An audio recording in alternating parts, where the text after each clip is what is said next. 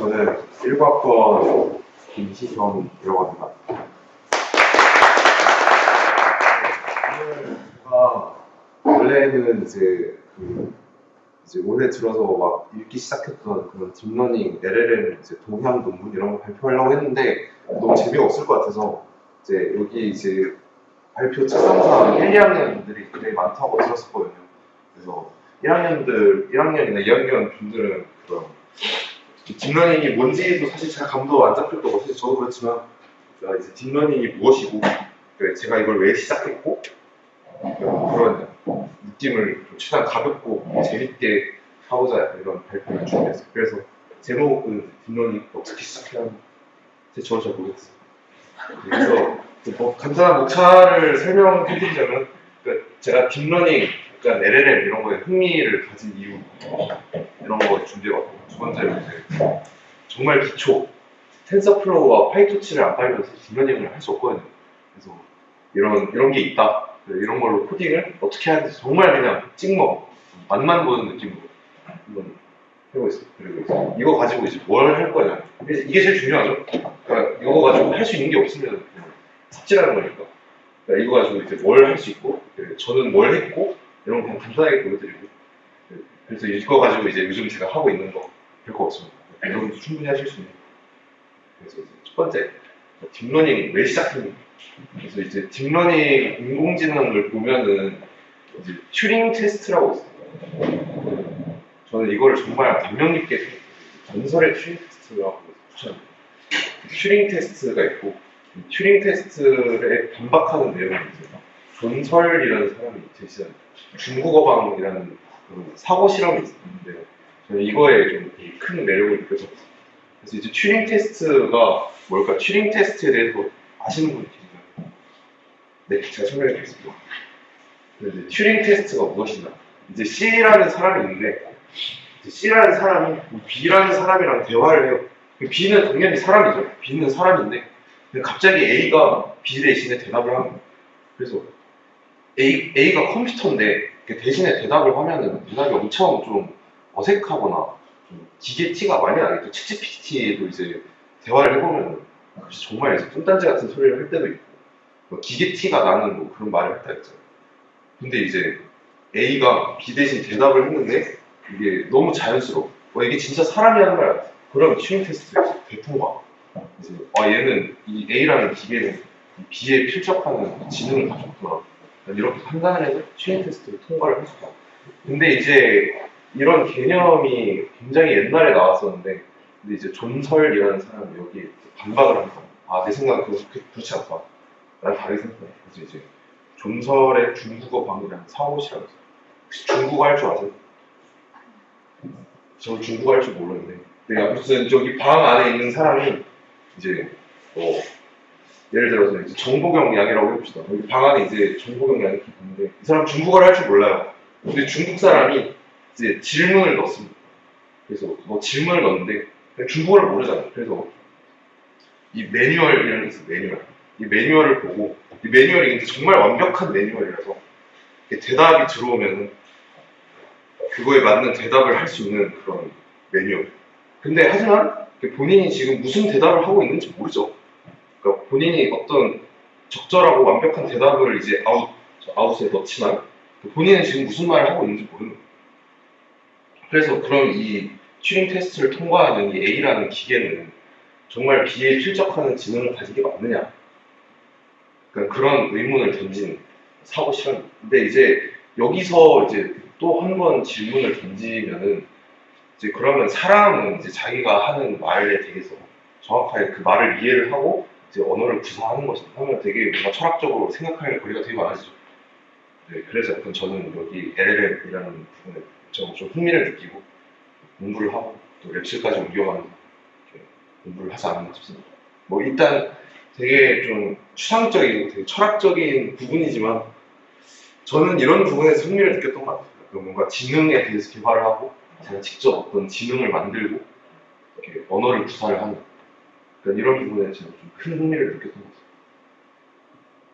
같아요. 약간 옛날에 이제 제가 19학번 이랬을 때는, 인공지능 챗GPT가 아마 제가 알던 그때 2.0 한 2.5? 약간 그렇게밖에 안 나와서 GPT라는 게 이제 별로 이렇게 유의미한 대답을 해주지 못하는 그런 거여서 인공지능이 크게 인기가 없었을 때. 근데 그때는 이제 백엔드 이런 게 유행했었거든요. 근데 이제 그래서 사람들이 이제 백엔드를 선택한 이유도 그냥 취업이 잘 되니까, 돈이 잘 벌리니까 약간 이런 식으로 접근을 많이 하시는데, 뭐 사실 제가 인공지능 하는 이유에서도 뭐 그런 부분이 없다고 이야기할 수는 없겠죠. 근데 뭔가 이런 본인의 어떤 궁금증, 어떤 본인의 호기심 이런 걸 자극을 받고 어떤 시작을 하면 훨씬 더 재밌게 공부를 할 수 있지 않을까라고 저는 생각을 해서 공부하고 있어요. 다음으로 넘어갈게요. 그래서 이제 이 딥러닝을 이제 어떻게 개발을 할 거냐. 크게 두 개가 있는 걸로 알고 있어요. 이제 파이토치랑 텐서플로우 두 개가 있는데, 이거는 이제 프레임워크. 그거가 없으면 사실 개발을 할 수가 없죠. 뭐 개발을 뭐 억지로 할 수는 있는데 굉장히 이제 비효율적인 행동이지 않나요? 네, 무튼 이 두 개가 있어야 이제 딥러닝 개발을 할 수가 있어요. 요즘 제가 알기로는 이제 러스트라는 언어에서 벌이라는 프레임워크를 개발하고 있다고는 들었는데, 뭐 이게 또 어떻게 흘러갈지는 모르겠습니다. 무튼 그런 게 있다더라. 네. 근데 이제 이거를 이제 설치를 하기 위해서는 환경 설정이라는 게 필요가 해요. 이제 그게 제일 어려운데, 그냥 막상 이 텐서플로우를 깔고 실행을 해보면은 버전 충돌이 생깁니다. 필연적으로 안 생기는 경우를 제가 본 적이 있는 것 같아요. 네, 그래서 그걸 위해서 어떤 내부 드라이버 버전도 맞추고 이것저것 되게 할 게 많습니다. 그러면서 약간 시작하는 것 같아요.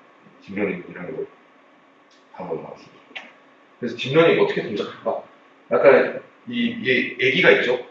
이게 약간 훈련되지 않은 모델. 그러니까 얘로서는 그냥 아무것도 할 수 있는 게 없어.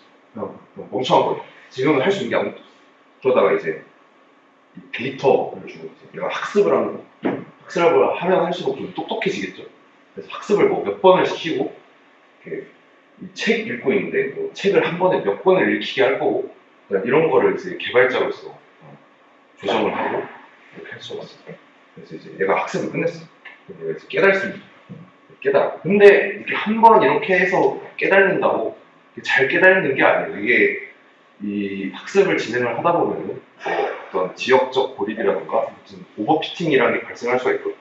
이게 이제 예를 들자면은 이제 공부를 이제 제가 하는데 제가 이 방식으로 하면 한 3등급이다. 근데 3등급 말고 내가 1등급을 맞고 싶은데 그럼 방법을 바꿔야 되잖아요. 그렇기 위해서 되게 또 여러 가지 기법들이 있어요. 1등급을 맞기 위해서. 그래서 이제 다른 또 기법들을 추가를 하고 그런 기술들을 이제 추가를 하다 보면 더 큰 깨달음을 얻을 수가 있어요. 재밌다고 생각해서 넘어가니까 지금 이제 약간 이제 실제 코딩에서는 어떻게 동작을 할까? 그러니까 기계가 인간의 지능을 흉내내보기 위해서 만든 게 인공지능이잖아요.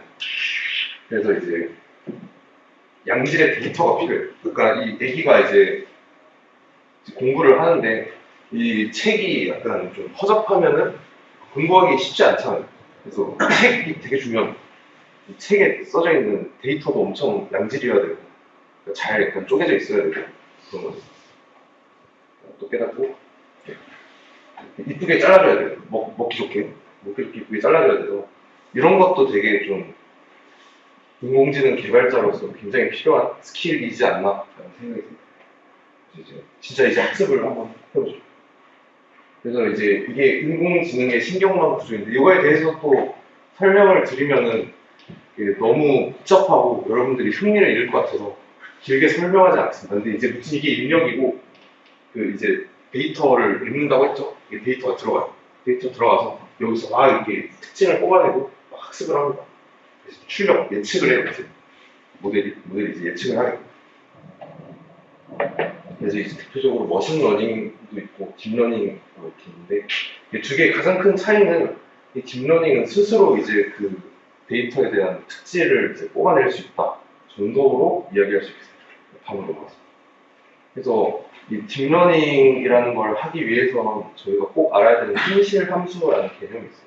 이게 정말 이거 하나만으로 발표를 해도 이제 30분을 잡아먹을 수 있는 정말 거대한 주제인데, 원래 이거에 대해서 설명을 좀 썼다가 다 지웠어요. 이게 너무 이제 여러분들이 흥미를 다 잃어버릴 것 같아서 다 과감하게 지워버렸어요.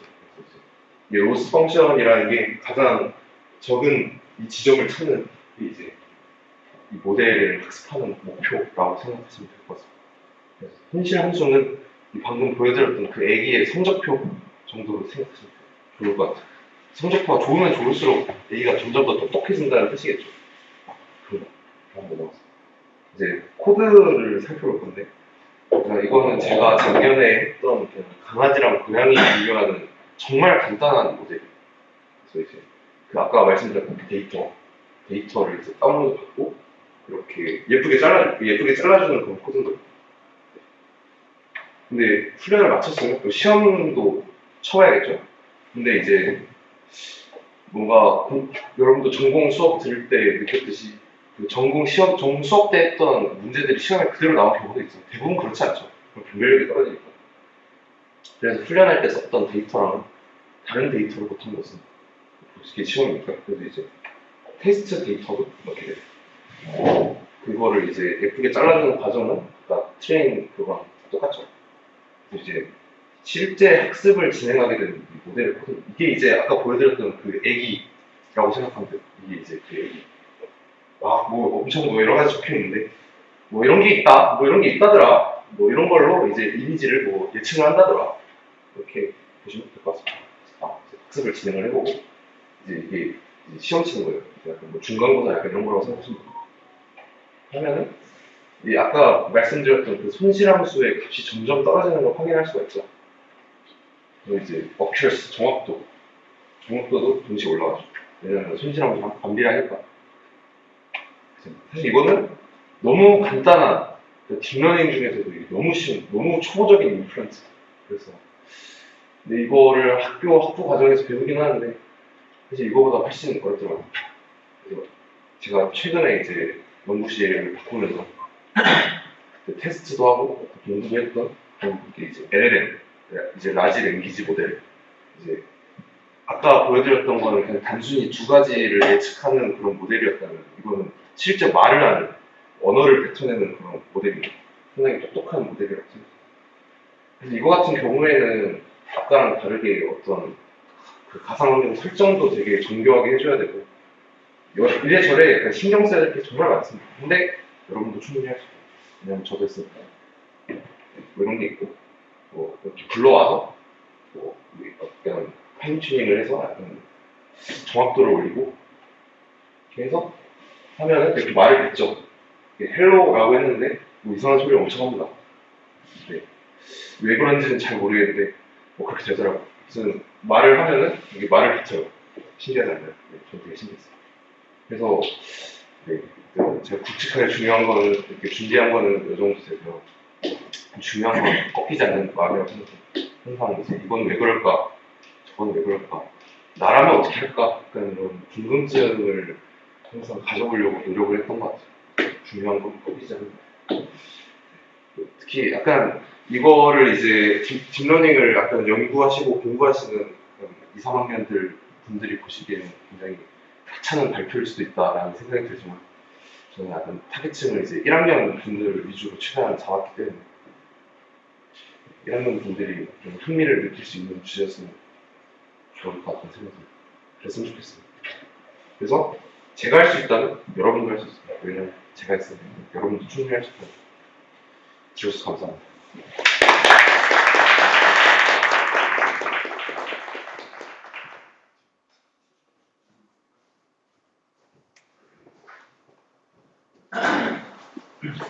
참 실수하는 거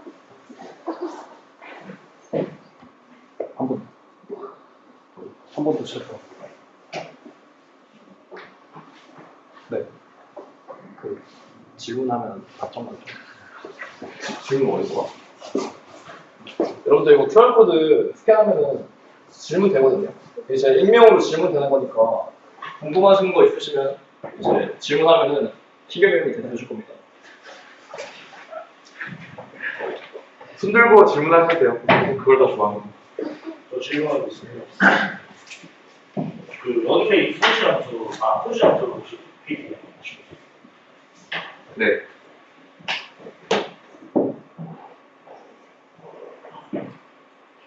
네. 그 딥러닝은 어떻게 보면 최적의 파라미터를 찾는 과정이라고 볼 수 있는데 네. 그러면 그 평가 지표를 정확도 지표로 보지 않고 왜 손실 함수를 쓰는지가 궁금해요. 그러니까 손실 함수 자체가 이제 실제 값이랑 모델이 예측하는 값의 차이를 이제 표현을 한 거죠, 직관적으로. 지문이 뭐였죠? 어쨌든 지표가 있어야 되니까 정답 데이터랑 추측형 데이터랑 데이터가 있을 거지 않습니까? 네. 네, 그 데이터 지표를 그대로 쓰면 되지 왜 손실 함수라는 함수를 써서 그 오차를 계산하는지가 궁금해요. 근데 그거를 이제 다 설명을 하면은 이제 1학년 분들이 흥미를 잃을 것 같아서 설명을 안 하긴 했는데 이제 여기서 이게 최적의 그걸 찾잖아요. 최적의 그걸 찾으려면 어떤 약간 선형적인 그래프로 표현을 하고 약간 뭐 여러 가지 기술이 있잖아요. 뭐 오차 역전파, 뭐 그레디언트 뭐 계산하고 그런 부분을 통해서 뭔가 최적의 그 가장 적은 파라미터 웨이트 값을 찾기 위해서 굳이 함수라는 표현을 쓰지 않나라고 생각을 합니다. 이거에 대해서는 나중에 다음 세미나 주제로 해줄 것 같고 다음 두 번째 질문은 있는데 이거는 아까 그래프 아까 발표했던 페이지 이거요? 네, 저기 이제 아까 뭐 어큐런시랑 로스를 이렇게 설명해 주셨는데 로스 설명해 주셨는데 잠깐만요. 거기 메뉴에 보면 네.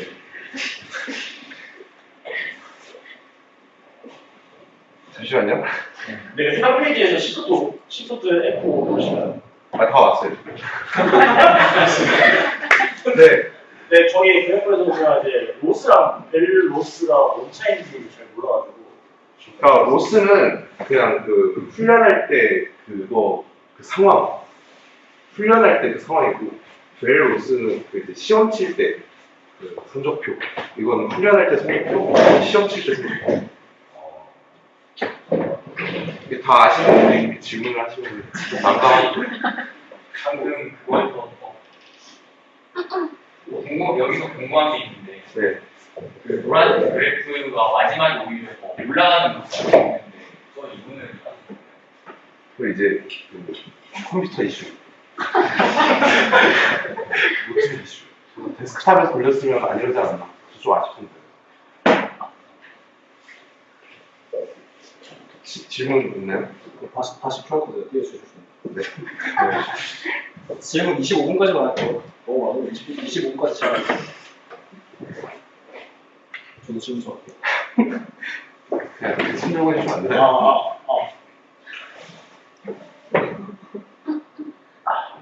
저 궁금한데 네. 인공지능 쪽 분야는 취업할 때 스펙 뭐를 제일 많이 중점으로 보는지. 제가 취업을 해본 적이 없어요. 근데 아마 그 본인의 포트폴리오가 가장 중요하지 않을까. 예를 좀 더 들면 중요하겠죠. 예를 들면 이제 뭐 LLM 같은 경우는 어떤 모델을 만들었는지가 중요한 건가요? 그쵸. 약간 뭐 새로운 시도 이런 게 있겠죠. 뭐 약간 영어로 된 어떤 모델이 있으면 제가 이걸 한국어를 그대로 만들어봤어요. 그럼 데이터를 한국어를 넣어야겠죠. 뭐 그런 시도가 될 수도 있고, 아니면 어떤 되게 지역적인 내용, 뭐 예를 들면 경제에 특화된 어떤 모델을 만들었다. 경제에 대한 질문을 던졌을 때 이제 경제에 관련된 그런 막 대답을 잘 뱉는 모델을 제가 만들었으면 하면은 이제 그런 거에 플러스가 될 수 있지 않을까 생각합니다. 질문 있으신가요?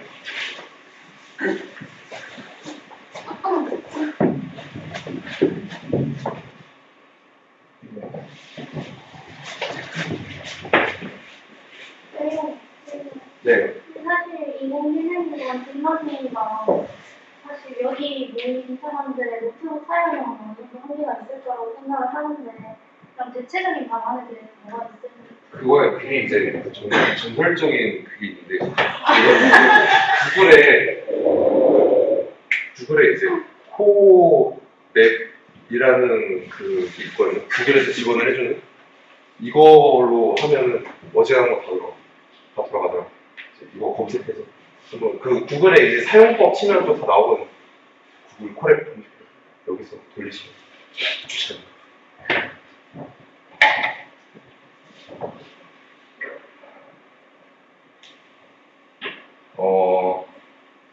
관련된 자료는 여러분들 깃허브 아시죠? 깃허브랑 비슷하게 그러니까 이거 인공지능 하는 사람들이 쓰는 깃허브라고 생각해서 이제 허깅 페이스라고 있거든요. 허깅 페이스 들어가면 쓰는 사람도 많고 되게 사람들이 올려놓은 그런 자료들도 많고 공부할 자료인데 단점이 있다면 어지간하면 다 영어로 돼 있어요. 그리고 근데 또 요즘 되게 하는 사람도 많아서 구글에 이제 검색을 하고 약간 모르는 거가 있으면 구글에 검색을 하면은 또 많이 또 있습니다. 1학년이 간단하게 할 만한 그때 그러니까 제가 방금 보여드렸던 그 이제 강아지 고양이 분류하는 그런 거 있었잖아요. 그게 되게 어떻게 보면은 개념만 숙지를 하고 계신다면은 코딩으로 이제 구현을 하기에는 1학년 분들이 하셔도 큰 어려움이 없지 않을까라고 생각하긴 합니다. 근데 잘 모르겠는데 저도 저걸 2학년 때 한 거라서 여러분들이 1학년 1학기 때 파이썬 수강하시고 뭔가 약간 강의도 보시고 자료도 수집하시고 하다 보면은 그런 거 정도야 이제 할 수 있지 않을까. 네. LLM이 뭔가 이제 라지 랭귀지 모델이라고 말을 하는 인공지능이라고 생각합니다. 이제 챗GPT 같은 게 이제 LLM이죠. 뭔가 말을 하면은 대답을 해주고 그런 거 정도라고 간단하게 생각하면은 좋을 것 같습니다.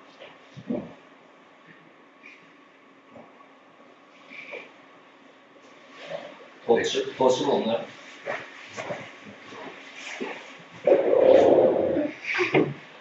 그러면 희겸이 형 말씀 여기서 마치도록 하겠습니다.